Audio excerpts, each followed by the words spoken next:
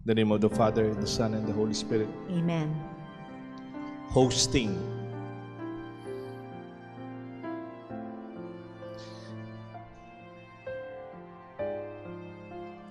Hosting is becoming a lost skill due to the convenience of dining out at fancy restaurants of our choosing. Dati nag-host tayo ng lunch, dinner, even breakfast sa bahay. Pero ngayon, after this Mass, usually we just eat outside. Anong gusto nyo? Korean, Italian, Japanese, Filipino. We can choose. Marami na tayong pagpipilian ngayon. We also have other options kung nasa bahay kayo, to go, take out, or even drive-through. It's effortless to buy food. Pwede rin pa-cater, paluto. I still recall when I was still a young boy, we don't have much of the restaurants that we have today and the conveniences of Grab and delivery food. We usually prepare food at home. Kasi ngayon, kahit ordinary day na lang, hindi na tayo nagluluto yata eh. Nagpapabili na lang tayo sa labas. At home, when we were young boys, puro lalaki po kami. During fiestas, kasi po taga Makabebe yung talagang kamag-anak namin, pero nariyan kami sa Florida Blanca. Marami kaming bisita pag fiesta. Kasi ang fiesta sa Florida, holiday, May 1. So, siguradong maraming available na tao. So, we usually cook. Kami po yung nagluluto. And kahit lalaki po kami, we know how to prepare and assist my mother. Kung si mama yung main chef, kami sous chef lang, sidekick. And it's wonderful. Up to the point yung kapatid ko, nag-catering pa po because of that. Pag may birthday, even reunions, Christmas parties, and other things, we miss this. The home cooking and hosting. We delegate it already to commercial establishments. Di ba dito sa Pampanga, naririnig nyo yung tinatawag na culinary tourism? Yung papasyal sila sa Pampanga, hindi naman nila titignan yung mga historical parts ng Pampanga. Ano lang, ano yung niluluto natin dito? They are organized to visit renowned culinary experts and experience specialties. Papasyal sila sa Magalang, yung mga sweets ng Magalang. Masasarap na pagkain ng Magalang. Papasyal sa Santa Rita, pagkain ng Santa Rita. Yung Torones, yung unique sa Santa Rita, masarap na pagkain. Sa Guagua, kanilang chicharon. sa San Fernando, yung tapang damulag. Tapos dito sa Angeles, yung sisig. And many other details. It's beyond the food tours. It's about appreciating the people, the culture, and the life behind this cuisine. Sana yung culinary tourism hindi lang makikita sa mga establishments. Sana maranasan nila sa mga bahay-bahay natin. Because this is already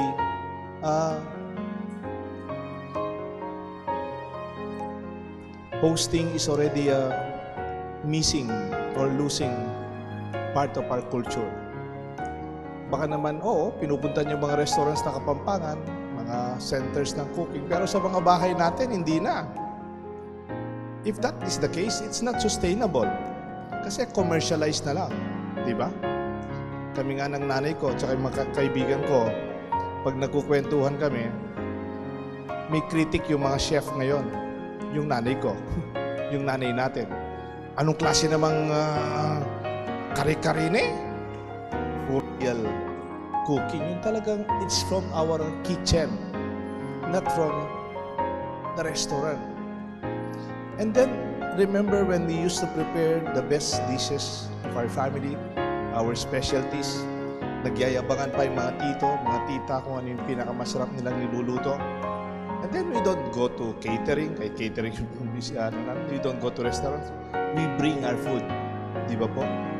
Somebody will host, they will prepare, but somebody would also bring. Parang kanya-kanyang contribution. There's a deep sense of joy and pride in our Kapampangan cuisine.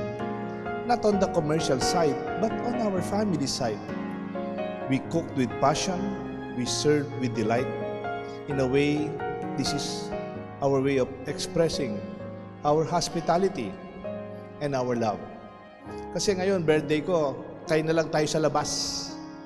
Wedding anniversary namin, restaurant na lang tayo. And that's very convenient, of course. Pera-pera na lang yan. But I hope we don't lose that tradition of opening our homes, welcoming them as a family. Kuminsan, ang gaganda ng mga bahay natin. Minsan, nagbibless ako ng mga bahay. Yung bagong bahay, ang gaganda ng mga kitchen. Pero hindi naman ginagamit. Kasi kumakain na lang sa labas. Ang ganda ng mga kitchen, high-tech, hindi naman sila nagluluto doon. Because it's already farmed out. The good thing about hosting is we take the initiative. Ikaw yung magkukumbida. And then that invitation express the value of the person.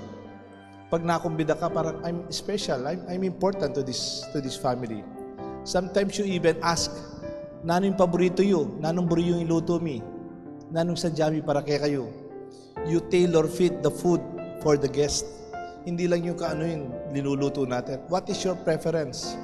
And then there is joy in self-giving and gesture of welcoming. And more than the food, it is that process of learning, listening to one another, talking, and deepening our relationships. Mayroon siyang movie na nakwento ko na yata minsan. It's a classic film in 1987.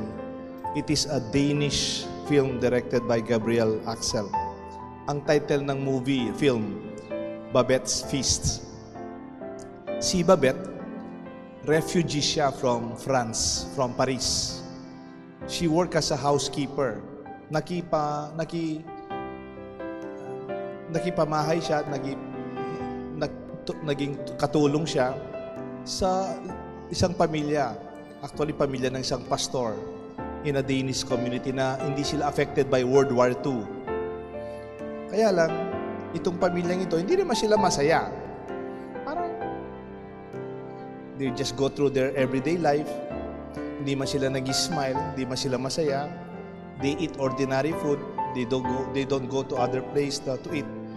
And in fact, even the whole community, parang hindi man sila masaya. And then, itong si Babette, as a housekeeper, tumataya po siya ng loto. Bigla po siyang nanalo sa lottery.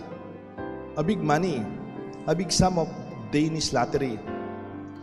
They expected, kasi may pera na si Babette, she already will go home to Paris, to France. But no, she decided to stay.